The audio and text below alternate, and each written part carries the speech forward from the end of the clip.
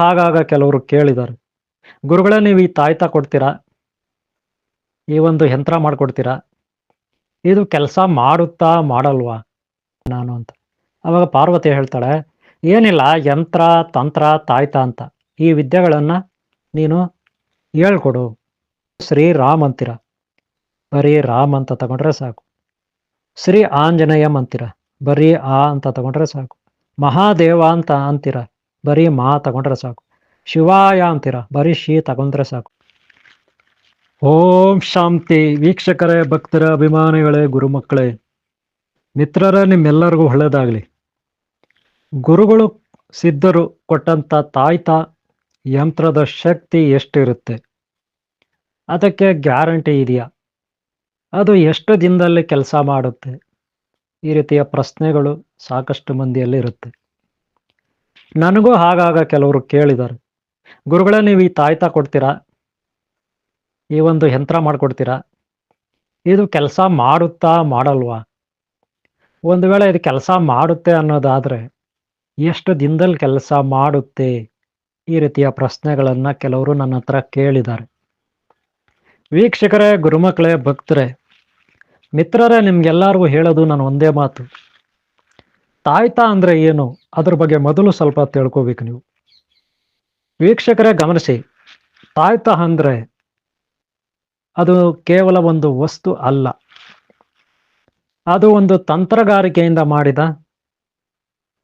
ಬಡವರ, ದೀನರ, ಕಷ್ಟದಲ್ಲಿರೋರ, ದುರ್ಬಲರ, ಒಳ್ಳೆಯವರ, ಸಜ್ಜನರ ಕಷ್ಟಗಳನ್ನು ನಿವಾರಣೆ ಮಾಡಲಿಕ್ಕೆ, ದುಷ್ಟರ ಕೈಯಿಂದ, ಶತ್ರುಗಳ ಕೈಯಿಂದ, ರಾಕ್ಷಸರ ಕೈಯಿಂದ, ವಿಕೃತ ಮನಸ್ಥಿತಿ ಉಳ್ಳ ಹಿಂಸಾತ್ಮಕರ ಕೈಯಿಂದ, ಅವರ ಹಿಂಸೆಯಿಂದ ತಪ್ಪಿಸ್ಕೊಳ್ಳಲಿಕ್ಕೆ, ಅವರ ಕಾಟದಿಂದ ತಪ್ಪಿಸ್ಕೊಳ್ಳಲಿಕ್ಕೆ ಒಂದು ಮಾಡಿರುವ ತಂತ್ರಗಾರಿಕೆ ಇದು ತಾಯ್ತ ಯಂತ್ರ ಅಂತೀವಿ.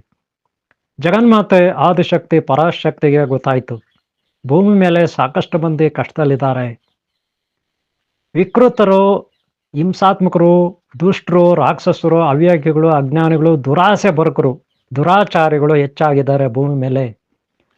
ಇವರು ಅಮಾಯಕತ್ವದ ಮೇಲೆ ಆಟ ಆಡ್ತಾರೆ. ಇಂಥ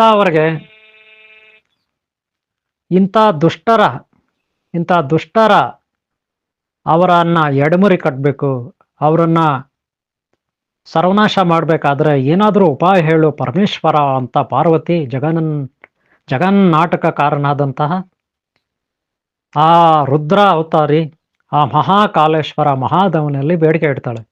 ಯಾರೋ ಜಗನ್ಮಾತೆ ಪಾರ್ವತಿ ಬಡವರಿಗಾಗಿ, ದೀನರಿಗಾಗಿ, ಕಷ್ಟದಲ್ಲಿರೋರ್ಗಾಗಿ ಏನಾದರೂ ಒಂದು ಪರಿಹಾರ ಹೇಳು ಅಂತ ಆ ಜಗನ್ಮಾತೆ ಪಾರ್ವತಿ ಪರಮೇಶ್ವರನಲ್ಲಿ ಪ್ರಾರ್ಥನೆ ಇಡ್ತಾಳೆ. ಆಗ ಪರಮೇಶ್ವರ ಕೆಲವೊಂದು ಯಂತ್ರಗಳ ರೂಪದಲ್ಲಿ ತಂತ್ರಗಾರಿಕೆಯನ್ನು ಪಾರ್ವತಿಗೆ ಹೇಳ್ಕೊಡ್ತಾನೆ. ತಂತ್ರಗಳು ಅಂದರೆ ಉಪಾಯ ಅಷ್ಟೇ, ಇನ್ನೇನಿಲ್ಲ, ಒಂದು ತಂತ್ರ ಅಷ್ಟೇ. ದುಷ್ಟರನ್ನ ಮಟ್ಟ ಹಾಕ್ಲಿಕ್ಕೆ ನಾವು ಮಾಡ್ತಕ್ಕಂಥ ಒಂದು ಉಪಾಯ, ಅದನ್ನು ತಂತ್ರ ಅಂತ ಕರಿತೀವಿ. ಮಂತ್ರ ಅಂದರೆ ಯಾವುದೋ ಒಂದು ದೇವತಾ ಶಕ್ತಿಯ ಮಂತ್ರ, ಅದು ಒಳ್ಳೆಯವ್ರು ಮಾಡ್ತಕ್ಕಂಥ ಕೆಲಸ, ಒಳ್ಳೆ ಗುರುಗಳು ಮಾಡ್ತಕ್ಕಂಥ ಕೆಲಸ. ದೇವತಾ ಅಥವಾ ಒಳ್ಳೆ ಗುರುವಿನ, ಒಳ್ಳೆಯ ದೇವರ ಶಕ್ತಿಯ ಒಂದು ಸ್ವರೂಪವನ್ನು, ಅವರ ನಾಮವ ಬೀಜಾಕ್ಷರವನ್ನು ನಾವು ತಾಯ್ತದ ಒಳಗೆ ಒಂದು ತಾಮ್ರದ ತಗಡಿನಲ್ಲಿ ಬರೆದು ಇಡ್ತೀವಿ. ಅಂದರೆ ದೇವತಾ ಶಕ್ತಿಯ ನಾಮ, ಉದಾಹರಣೆಗೆ ಶ್ರೀರಾಮ್ ಅಂತ ಹೆಸರಿರುತ್ತೆ, ಅದನ್ನು ನಾವು ಬರೀ ರಾಮ್ ಅಂತ ತಗೋತೀವಿ. ಜೈ ಬಜರಂಗಿ ಬಲಿ, ಜೈ ಹನುಮಾನ್, ಶ್ರೀ ಆಂಜನೇಯಂ ಅಂತ ಹೆಸರಿರುತ್ತೆ, ನಾವು ಬರೀ ಆ ಅಂತ ತಗೋತೀವಿ. ಹನುಮಾನ್ ಅಂದರೆ ಆ, ಆಂಜನೇಯ ಅಂದರೆ ಆ, ಹಾಗೆ ಬೀಜಾಕ್ಷರ ತಗೋತೀವಿ.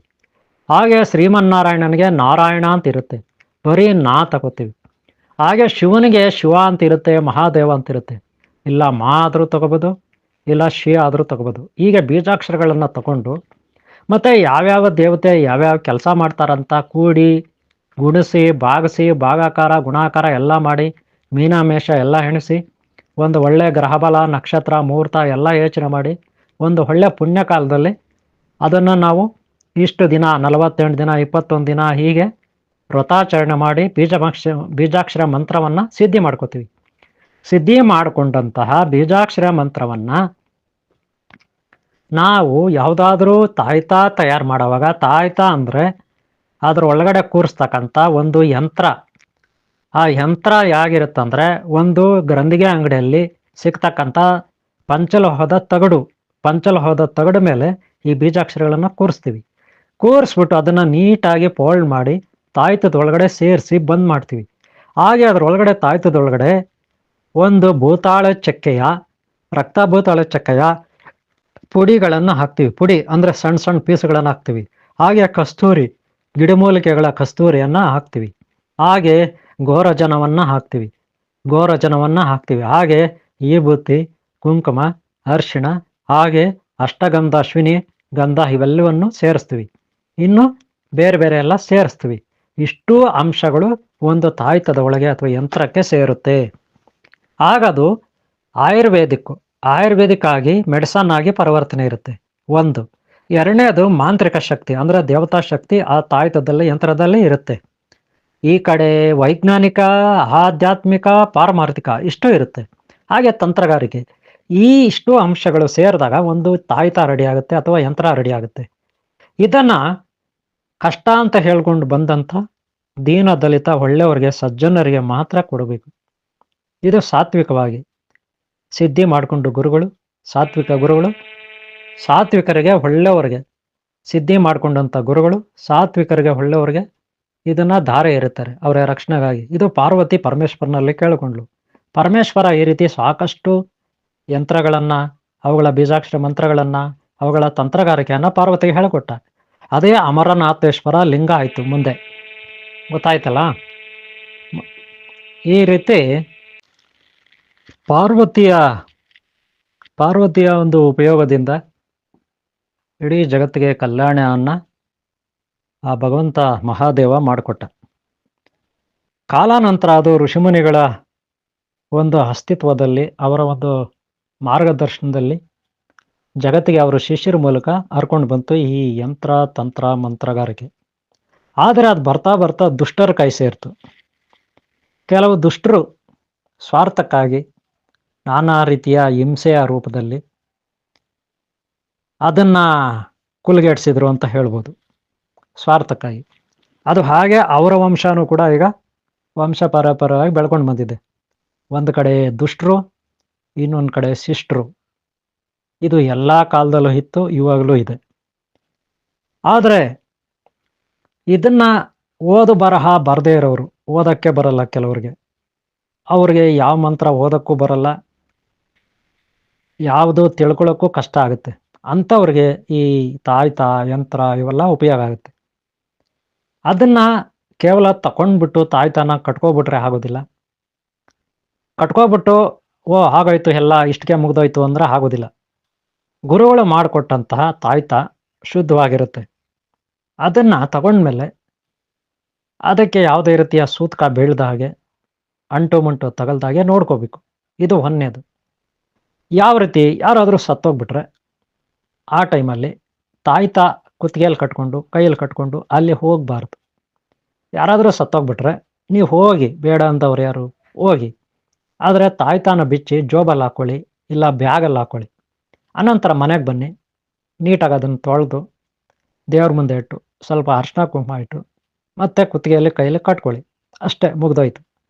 ತಾಯ್ತವನ್ನು ನೀವು ಗುರುಗಳಿಂದ ಅಥವಾ ಸಿದ್ಧಿ ಮಾಡಿಕೊಂಡ್ರೆ, ಅದನ್ನು ಕೈಯಲ್ಲಿ ಕಟ್ಕೊಬಿಟ್ರೆ, ಕುತ್ತಿಗೆಯಲ್ಲಿ ಹಾಕೊಬಿಟ್ರೆ ಅಲ್ಲಿಗೆ ನಮ್ಗೆ ಎಲ್ಲ ಸಿಗುತ್ತೆ, ಎಲ್ಲ ಬಂದ್ಬಿಡುತ್ತೆ ಅಂತ ಅರ್ಥ ಅಲ್ಲ.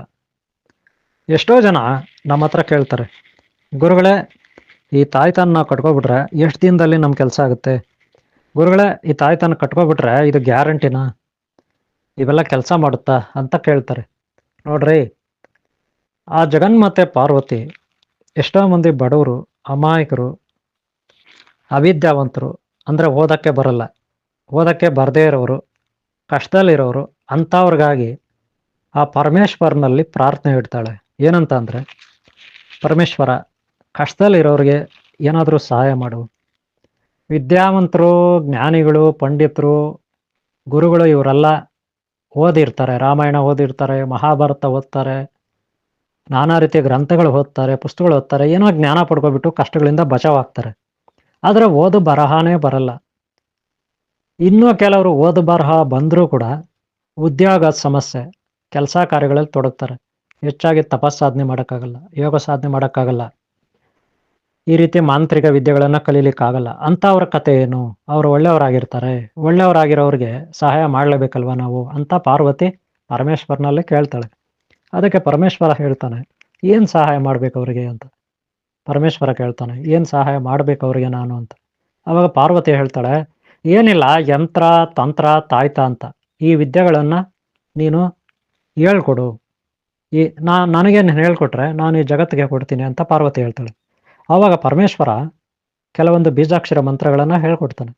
ಬೀಜಾಕ್ಷರ ಮಂತ್ರ ಅಂದರೆ ಏನಪ್ಪ ಅಂದರೆ, ನೀವು ಶ್ರೀರಾಮ್ ಅಂತೀರ, ಬರೀ ರಾಮ್ ಅಂತ ತಗೊಂಡ್ರೆ ಸಾಕು. ಶ್ರೀ ಆಂಜನೇಯಂ ಅಂತೀರ, ಬರೀ ಆ ಅಂತ ತಗೊಂಡ್ರೆ ಸಾಕು. ಮಹಾದೇವ ಅಂತ ಅಂತೀರ, ಬರೀ ಮಾ ತಗೊಂಡ್ರೆ ಸಾಕು. ಶಿವಾಯ ಅಂತೀರ, ಬರೀ ಶಿ ತಗೊಂಡ್ರೆ ಸಾಕು. ನಾರಾಯಣ ಅಂತೀರ, ಬರೀ ನಾ ತಗೊಂಡ್ರೆ ಸಾಕು. ಹೀಗೆ ಬೀಜಾಕ್ಷರ ಮಂತ್ರ. ಸರಸ್ವತಿ ಅಂತೀರ, ಬರೀ ಸಾ ತಗೊಂಡ್ರೆ ಸಾಕು. ಕಾಳಿ ಅಂತೀರ, ಬರೀ ಕ್ಲೀಮ್ ಅಂತ ತಗೊಂಡ್ರೆ ಸಾಕು. ಲಕ್ಷ್ಮಿ ಅಂತೀರ, ಬರೀ ಶ್ರೀಮ್ ಅಂತ ತಗೊಂಡ್ರೆ ಸಾಕು. ಇದು ಬೀಜಾಕ್ಷರ ಮಂತ್ರಗಳು. ಈ ಬೀಜಾಕ್ಷರ ಮಂತ್ರಗಳನ್ನು ನೀವು ಗ್ರಂಥಿ ಅಂಗಡಿಯಲ್ಲಿ ಸಿಗುವ ಪಂಚಲೋಹದ ತಗಡು ಇರುತ್ತೆ, ಅದನ್ನು ತಂದು ಇಷ್ಟು ಮನೆಗಳಂತ ಮಾಡಿ ಬೀಜಾಕ್ಷರ ಮಂತ್ರವನ್ನು ಅದರಲ್ಲಿ ತುಂಬಬೇಕು. ಇದೆಲ್ಲ ಗುರುಗಳು ನಿಮ್ಗೆ ಹೇಳ್ಕೊಟ್ಟಿರ್ತಾರೆ.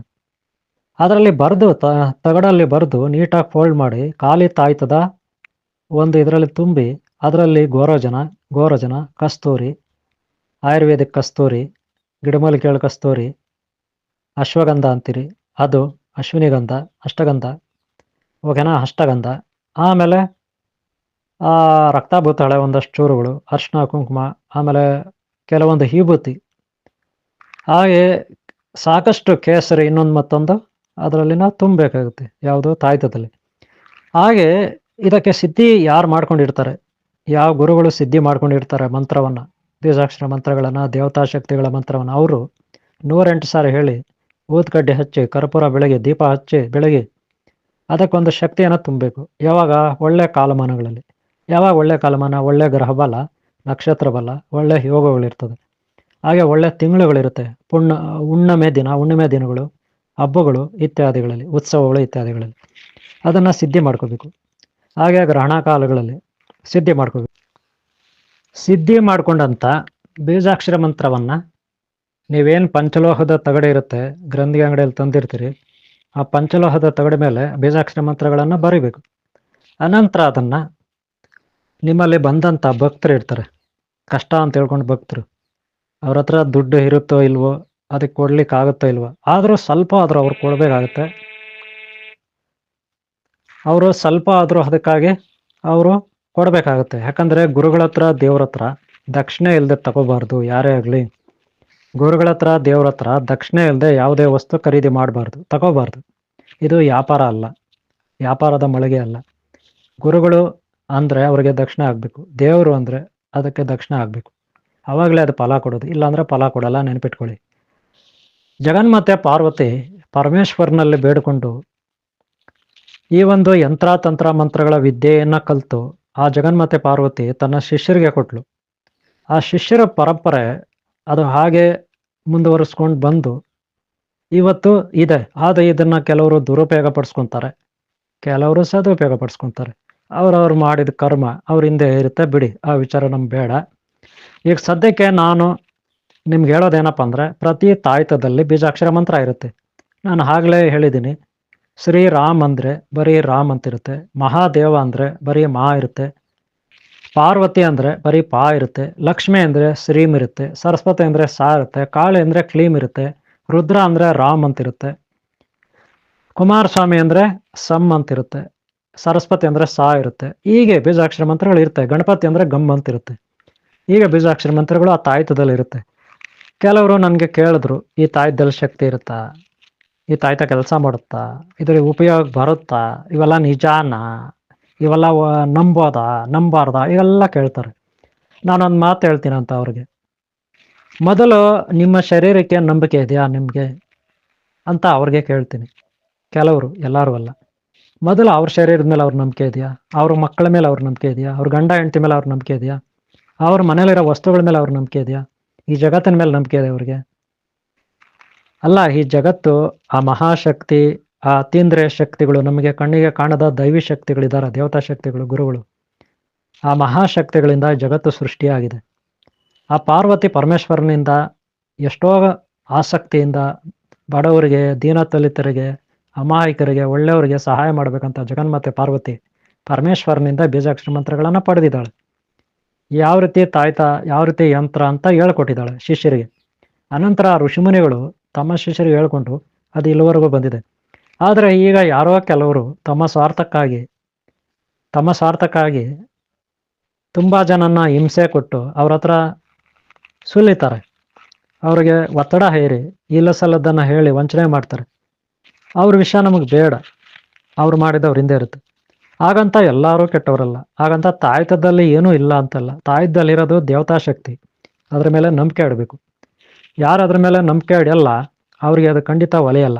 ಗುರುಗಳ ಮೇಲೆ, ದೇವ್ರ ಮೇಲೆ ಅನುಮಾನ ಪಟ್ರೆ ಅದು ಯಾವತ್ತಿಗೂ ಒಳ್ಳೇದಲ್ಲ. ಯಾಕೆಂದರೆ ಮನೆಯಲ್ಲಿ ತಂದೆ ತಾಯಿ ಇರ್ತಾರೆ, ಅಣ್ಣ ತಮ್ಮ ಇರ್ತಾರೆ, ಮಕ್ಕಳು ಇರ್ತಾರೆ. ಸುಮ್ಮನೆ ಯಾರ ಮೇಲೆ ಅನುಮಾನ ಪಡಬಾರ್ದು. ಅವ್ರು ಏನಾದರೂ ತಪ್ಪು ಮಾಡ್ತಾ ಇದ್ರೆ ಕಂಡಿಡೀರಿ, ಅದಕ್ಕೆ ದಂಡಿಸಿ, ಪ್ರಶ್ನೆ ಮಾಡಿ. ಅದು ತಪ್ಪಲ್ಲ. ಇನ್ನೊಬ್ಬರು ತಪ್ಪು ಮಾಡ್ತಾ ಇದ್ರೆ ನೀವು ಕೇಳೋದು, ವಿರೋಧಿಸೋದು ತಪ್ಪಲ್ಲ. ವಿರೋಧ ಮಾಡಬೇಕು, ತಪ್ಪು ಮಾಡೋರಿಗೆ ಬುದ್ಧಿ ಹೇಳಬೇಕು, ಅದನ್ನು ನಾನು ಒಪ್ಕೊಳ್ತೀನಿ. ಆದರೆ ತಪ್ಪೇ ಮಾಡದೇ ಇರುವ, ಒಳ್ಳೆ ಥರ ಹೋಗುವ ಗುರುಗಳಿಗೆ ಅವಮಾನ ಮಾಡಿದ್ರೆ, ಅವಹೇಳನ ಮಾಡಿದ್ರೆ ಅದು ಖಂಡಿತ ತಪ್ಪು. ಯಾಕಂದರೆ ನನಗೆ ಕೆಲವರೆಲ್ಲ ಕೆಟ್ಟ ಕಾಮೆಂಟ್ ಬರೆದಿದ್ದಾರೆ. ಅವ್ರು ಮಾಡಿದವ್ರು ಉಣ್ತಾರೆ, ಮಾಡಿದ್ದುಣ್ಣೋ ಮಾರಾಯ ಅಂತ ಮುಂದೆ ಮಾರಿ ಹಬ್ಬ ಅವ್ರಿಗಿದ್ದೇ ಇರುತ್ತೆ. ಆದರೆ ಎಷ್ಟೋ ಜನ ಭಕ್ತರು ನನಗೆ ನಮಸ್ಕಾರ ಗುರುಗಳೇ, ಜೈ ಗುರುದೇವ ಈ ರೀತಿ ಕಾಮೆಂಟ್ಗಳು ಮಾಡ್ತಾರೆ. ಅವ್ರಿಗೆ ಯಾವಾಗ ನನ್ನ ಆಶೀರ್ವಾದ ಇರುತ್ತೆ. ಒಳ್ಳೆಯವ್ರಿಗೆ ಯಾವಾಗ ಒಳ್ಳೇದಾಗುತ್ತೆ. ತಾಯ್ತ, ಯಂತ್ರ, ತಂತ್ರ, ಮಂತ್ರ ಇದು ದೇವತಾ ಶಕ್ತಿ. ಅದನ್ನು ನಾವು ಗೌರವಿಸಬೇಕು, ಪೂಜಿಸಬೇಕು, ಆರಾಧಿಸ್ಬೇಕು. ಅವಾಗೆ ಅದು ಕೆಲಸ ಮಾಡುತ್ತೆ. ಸುಮ್ಮನೆ ನಾವು ಕಟ್ಕೊಬಿಟ್ರೆ ಪ್ರಯೋಜನ ಬರಲ್ಲ. ಕಟ್ಕೋಬೇಕು ಕೈಯಲ್ಲಿ ತಾಯ್ತನ, ಅಥವಾ ಬ್ಯಾಗಲ್ಲಿ ಇಟ್ಕೋಬೇಕು, ಜೋಬಲ್ಲಿ ಇಟ್ಕೋಬೇಕು, ಪರ್ಸಲ್ಲಿ ಇಟ್ಕೋಬೇಕು. ಅದೇ ಯಾರಾದರೂ ಸತ್ತೋಗ್ಬಿಟ್ರೆ ಎಲ್ಲಾದರೂ ಅಲ್ಲಿ ಹೋದಾಗ ಬಿಚ್ಚಿಟ್ಕೋಬೇಕು. ಬ್ಯಾಗಲ್ಲಿ, ಜೋಬಲ್ಲಿ ಬಿಚ್ಚಿಟ್ಕೋಬೇಕು. ಯಾರಾದರೂ ಸತ್ತೋಗಿದ್ರೆ ಅಲ್ಲಿ ಹೋದಾಗ. ಹಾಗೆ ಮನೆಯಲ್ಲಿ ಅಂಟು ಮುಂಟು ಇದ್ರೆ ಅದನ್ನು ಬಿಚ್ಚಿಟ್ಕೋಬೇಕು, ದೇವ್ರ ಮನೇಲಿ ಇಡಬೇಕು. ಅನಂತರ ಅದನ್ನು ತೊಳೆದು ಕಟ್ಕೋಬೇಕು ಕೈಯಲ್ಲಿ, ಕುತ್ತಿಗೆಯಲ್ಲಿ. ಈ ರೀತಿ ತಾಯ್ತಗಳನ್ನು ಬಳಸಬೇಕು. ಇನ್ನು ಬಾಗಲ ಮೇಲೆ, ಹೊರಗಡೆ, ಒಳಗೆ ಏನಾದರೂ ಎಡಮುರಿ ಬಲಮುರಿ, ಭೂತಾಳೆಕಾಯಿ ಅಥವಾ ಇನ್ನೇನೋ ಗರುಡಮಾಲೆ ಇವೆಲ್ಲ ಕಟ್ಟಿರ್ತೀವಿ, ಅವೆಲ್ಲ ಅಲ್ಲೇ ಇರ್ತವೆ, ಏನೂ ತೊಂದರೆ ಇಲ್ಲ. ಈ ರೀತಿ ಇವುಗಳನ್ನು ಬಳಸಬೇಕು. ಆದರೆ ನಾವು ಫ್ರೀ ಆಗಿರೋವಾಗ, ಯಾವಾಗ ಫ್ರೀ ಇರ್ತಿರೋವಾಗ ಬೀಜಾಕ್ಷರ ಮಂತ್ರಗಳನ್ನು ಗುರುಗಳು ಕೊಟ್ಟಿರ್ತಾರೆ ನಿಮಗೆ. ಗುರುಗಳಿಂದ ಬೀಜಾಕ್ಷರ ಮಂತ್ರ ಪಡ್ಕೊಂಡಿರ್ಬೇಕು. ಅದನ್ನು ನೀವು ಯಾವಾಗ ಫ್ರೀ ಇರ್ತೀರಿ, ಫ್ರೀ ಆಗಿರೋವಾಗ, ನೀವು ಕೆಲಸ ಕಾರ್ಯ ಮಾಡಿ ಬೇಡ ಅಂದವ್ರು ಯಾರು, ನೀವು ಫ್ರೀ ಆಗಿರೋವಾಗ ಗುರುಗಳು ಕೊಟ್ಟಂತಹ ಬೀಜಾಕ್ಷರ ಮಂತ್ರವನ್ನು ನೀವು ಹೇಳ್ಕೋಬೇಕು. ಎಷ್ಟು ಸಾರಿ ಹೇಳ್ಕೊತೀರಾ? ಒಂದು 9 ಸಾರಿ ಹೇಳ್ಕೊಳ್ಳಿ. ಮಿನಿಮಮ್ 9 ಸಾರಿ ಹೇಳ್ಕೊಳ್ಳಿ.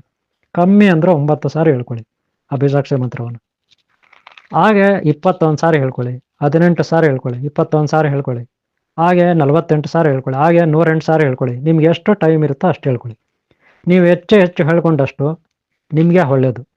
ಅದು ಬಡ್ಡಿಗೆ ಬಡ್ಡಿ, ಚಕ್ರ ಬಡ್ಡಿ ಯಾವ ರೀತಿ ಬ್ಯಾಂಕಲ್ಲಿ ದುಡ್ಡು ಬೆಳೆಯುತ್ತೆ, ಅದೇ ರೀತಿ ನಿಮ್ಮಲ್ಲಿ ಪುಣ್ಯಶಕ್ತಿ, ಯೋಗ ಶಕ್ತಿ, ಈ ಮಂತ್ರದ ಶಕ್ತಿ ಬೆಳೆಯುತ್ತೆ. ನಿಮ್ಮ ಶರೀರದ ಮೆದುಳು, ಮೂಳೆ, ಮಾಂಸ, ನರನಾಡಿಗಳಲ್ಲಿ ಈ ಮಂತ್ರದ ಶಕ್ತಿ ಪ್ರಜ್ವಲಿಸುತ್ತೆ. ಪಾಸಿಟಿವ್ ಎನರ್ಜಿ ಆಗಿ ನಿಮ್ಮಲ್ಲಿ ಶಕ್ತಿ ಬೆಳೆದ್ರೆ ನಿಮ್ಮ ಹತ್ರ ಯಾವುದೇ ದುಷ್ಟರು ನಿಮ್ಮ ಮೇಲೆ ವಿರೋಧ ಮಾಡೋಕ್ಕಾಗಲ್ಲ. ದುಷ್ಟರು ನಿಮಗೆ ಬಂದರೆ, ಶತ್ರುಗಳು ನಿಮ್ಮ ಮೇಲೆ ಬಂದರೆ ಅವ್ರವ್ರ ಸರ್ವನಾಶ ಆಗ್ತಾರೆ. ಕ್ರೂರಿಗಳು, ರಾಕ್ಷಸರು, ಅವ್ಯಾಕಿಗಳು, ಅಜ್ಞಾನಿಗಳು ನಿಮ್ಮ ಮೇಲೆ ಫೈಟ್ ಮಾಡೋಕ್ಕೆ ಬಂದರೆ, ನಿಮಗೆ ಅನ್ಯಾಯ ಮಾಡೋಕ್ಕೆ ಬಂದರೆ ಅವರು ನಾಶ ಆಗ್ತಾರೆ ನಿಮ್ಮಲ್ಲಿ ಯೋಗ ಶಕ್ತಿ ಇದ್ದರೆ. ಹಾಗೆ ನಿಮ್ಮಲ್ಲಿ ದಾರಿದ್ರ್ಯ ಇದ್ದರೆ ಅದು ನಾಶ ಆಗುತ್ತೆ. ರೋಗಗಳಿದ್ರೆ ಅದು ನಾಶ ಆಗುತ್ತೆ. ಕಷ್ಟಗಳಿದ್ರೆ, ಸಮಸ್ಯೆಗಳಿದ್ರೆ ಅವು ನಾಶ ಆಗ್ತವೆ. ಸದಾ ನಿಮಗೆ ಶಾಂತಿ, ಆರೋಗ್ಯ, ಮನಃಶಾಂತಿ, ಹಾಗೆ ಐಶ್ವರ್ಯ ಇದೆಲ್ಲ ಲಭಿಸುತ್ತೆ. ಅಭಿವೃದ್ಧಿ ಅನ್ನೋದು ದಿನೇ ದಿನೇ ಬೆಳೆಯುತ್ತೆ. ಆದರೆ ಪ್ರಾರಂಭದಲ್ಲಿ ಎಲ್ಲವೂ ಕಷ್ಟಗಳೇ. ಆದರೆ ತಾಳ್ಮೆ ಇರಬೇಕು. ಜೀವನದಲ್ಲಿ ತಾಳ್ಮೆ ಇರಬೇಕು. ಮೇಯ್ನ್ ನಂಬಿಕೆ ಇರಬೇಕು. ಗುರುವಿನ ಮೇಲೆ, ದೇವ್ರ ಮೇಲೆ, ತಂದೆ ತಾಯಿ ಮೇಲೆ, ಈ ಪ್ರಕೃತಿ ಮೇಲೆ ನಮಗೆ ನಂಬಿಕೆ ಇರಬೇಕು. ಮಂತ್ರಗಳು, ಬೀಜಾಕ್ಷರ ಮಂತ್ರಗಳು ಅಂದರೆ ತಾಯ್ತದಲ್ಲಿ, ಯಂತ್ರದಲ್ಲಿ ತುಂಬಿರ್ತೀವಿ ಆ ಶಕ್ತಿಯನ್ನು. ನಂಬಿಕೆ ಇರಬೇಕು. ನಿಮ್ಮ ಮೇಲೆ ನಿಮ್ಮ ನಂಬಿಕೆ ಇರಬೇಕು. ನಿಮ್ಮಲ್ಲೇ ಆ ಬೀಜಾಕ್ಷರ ಮಂತ್ರದ ಶಕ್ತಿ ಇರುತ್ತೆ. ನಿಮ್ಮಲ್ಲೇ ಆ ತಾಯ್ತದ ಶಕ್ತಿ ಇರುತ್ತೆ. ನಿಮ್ಮಲ್ಲೇ ಯಂತ್ರದ ಶಕ್ತಿ ಇರುತ್ತೆ. ನಿಮ್ಮಲ್ಲೇ ಯೋಗ ಶಕ್ತಿ, ತಪಶಕ್ತಿ ಎಲ್ಲವೂ ಇರುತ್ತೆ. ಅದ್ರ ಮೇಲೆ ನಂಬಿಕೆ ಇರಬೇಕು ನಿಮಗೆ. ಅವುಗಳ ಮೇಲೆ ನಂಬಿಕೆ ಇಲ್ಲ ಅಂದರೆ ನಿಮ್ಮ ಮೇಲೆ ನಿಮಗೆ ನಂಬಿಕೆ ಇಲ್ಲ ಅಂತ ಅರ್ಥ. ಇದನ್ನು ಅರ್ಥ ಮಾಡಿಕೊಂಡು ಮಂತ್ರಗಳ ಶಕ್ತಿಯನ್ನು ದೇವತಾ ಶಕ್ತಿ ಅಂತ ತಿಳ್ಕೊಂಡು, ಆ ಶಕ್ತಿ ನಾವೇ ಅಂತ ತಿಳ್ಕೊಂಡು, ನಮ್ಮಲ್ಲೇ ಇದೆ ಅಂತ ತಿಳ್ಕೊಂಡು ನೀವು ಅಭ್ಯಾಸ ಮಾಡಬೇಕು. ನಿಮ್ಮಿಂದ ಎಷ್ಟು ಸಾಧ್ಯನೋ ಅಷ್ಟು ಹೇಳ್ಕೊಳ್ಳಿ. ನಾನು ಆಗಲೇ ಹೇಳಿದೆ, ಬರೀ 9 ಸಾರಿ ಹೇಳ್ಕೊಳ್ಳಿ ಸಾಕು ಮಿನಿಮಮ್. ಅದ್ರ ಮೇಲೆ ಎಷ್ಟನ ಹೇಳ್ಕೊಳ್ಳಿ. ಓಕೆನಾ? ಈ ರೀತಿ ಮಾಡ್ತಾ ಹೋಗಿ, ಯಾವುದೋ ಒಂದು ಒಳ್ಳೆಯ ಕಾಲ ಬರುತ್ತೆ ನಿಮಗೂ. ಖಂಡಿತ ನೀವು ಉದ್ಧಾರ ಆಗ್ತೀರಾ. ನೀವು ಉದ್ಧಾರ ಆದರೆ ನಿಮಗೂ ಒಳ್ಳೆಯದು, ನಿಮಗೂ ಆರೋಗ್ಯ ಲಭಿಸುತ್ತೆ, ಮನಃಶಾಂತಿ ಲಭಿಸುತ್ತೆ, ಐಶ್ವರ್ಯ ಲಭಿಸುತ್ತೆ. ಹಾಗೆ ವಿದ್ಯೆ, ಒಳ್ಳೆಯ ಸ್ಥಾನಮಾನ, ಗೌರವ, ಪ್ರತಿಷ್ಠೆಗಳು ಎಲ್ಲವೂ ನಿಮ್ಗೆ ಲಭಿಸುತ್ತೆ ಈ ಜಗತ್ತಿನಲ್ಲಿ. ಆಗ ಜನ ನಿಮಗೆ ಗೌರವ ಕೊಡ್ತಾರೆ. ಈ ಪ್ರಕೃತಿಯಲ್ಲಿ ನಿಮಗೆ ಒಂದು ಒಳ್ಳೆಯ ಹೆಸರಿರುತ್ತೆ ಅಲ್ವಾ? ಅದೇ ನಂಬಿಕೆನೇ ಇಲ್ಲ, ನಾವು ನಂಬೋದಿಲ್ಲ, ನಮ್ಗೆ ಯಾವುದು ಬೇಡ, ನಮಗೆಲ್ಲ ಇದೆ ಅಂದರೆ ಅದು ಅವ್ರವ್ರ ಇಷ್ಟ, ನಾನೇನು ಮಾಡೋಕ್ಕಲ್ಲ. ಓಕೆ, ನನ್ನ ಹತ್ರ ಸಾಕಷ್ಟು ಮಂದಿ ಪ್ರಶ್ನೆಗಳು ಕೇಳಿದ್ರು. ಈ ತಾಯ್ತೆಗಳು ನಂಬೋದಾ, ಇವು ಕೆಲಸ ಮಾಡ್ತವ, ಎಷ್ಟು ದಿನ ಕೆಲಸ ಮಾಡುತ್ತೆ, ಇವೆಲ್ಲ ಕೇಳಿದ್ರು. ಅದಕ್ಕೆ ಹೇಳ್ತಾ ಇದ್ದೀನಿ, ತಾಳ್ಮೆ ಇರಬೇಕು. ತಾಳ್ಮೆ ಇದ್ದು ಕೆಲಸ ಕಾರ್ಯ ಮಾಡಬೇಕು. ಯಾವುದು ಆಗಿಂದ ಆಗಲೇ ಕೆಲಸ ಬಂದ್ಬಿಡಲ್ಲ. ಕೆಲವು ಸಾರಿ ಬೇಗನೆ ಆಗುತ್ತೆ, ಕೆಲವು ಸಾರಿ ಲೇಟಾಗಿ ಆಗುತ್ತೆ. ನಮಗೆ ನಂಬಿಕೆ ಇರಬೇಕು, ಮೊದಲನೇದು ತಾಳ್ಮೆ ಇರಬೇಕು. ಎಲ್ಲಿವರೆಗೂ ಅಂದರೆ ಸಾಯೋವರೆಗೂ, ಸತ್ತ ಮೇಲೆ ಕೂಡ ಈ ರೀತಿ. ಓಕೆ ಅವರೇ, ನಿಮ್ಮಲ್ಲೇ ಆ ಶಕ್ತಿ ಇದೆ, ನಿಮ್ಗೆ ಒಳ್ಳೇದಾಗಲಿ, ಅದನ್ನು ಬೆಳೆಸ್ಕೊಳ್ಳಿ. ಬಡ್ಡಿ ಚಕ್ರಬಡ್ಡಿ ಯಾವ ರೀತಿ ಬ್ಯಾಂಕಲ್ಲಿ ಬೆಳೆಸ್ತೀರಿ ದುಡ್ಡು, ಆ ರೀತಿ ಸದಾ ನಿಮ್ಗೆ ಒಳ್ಳೇದಾಗಲಿ. ಈ ವಿಡಿಯೋ ಎಲ್ಲ ಮುಗಿಸ್ತಾ ಇದ್ದೀನಿ. ನಿಮ್ಗೆ ಇಷ್ಟ ಆದರೆ ಒಂದು ಲೈಕ್ ಮಾಡಿ, ಹಾಗೆ ಸಬ್ಸ್ಕ್ರೈಬ್ ಆಗಿಲ್ಲ ಅಂದ್ರೆ ಹಾಗೆ ಹಿಂದಿನ ಭಾಗ ನೋಡಿ, ಮುಂದಿನ ಭಾಗ ನೋಡಿ. ನಿಮ್ಮೆಲ್ಲರೂ ಒಳ್ಳೇದಾಗಲಿ. ಓಂ ಶಾಂತಿ, ಓಂ ಶಾಂತಿ, ಓಂ ಶಾಂತಿ.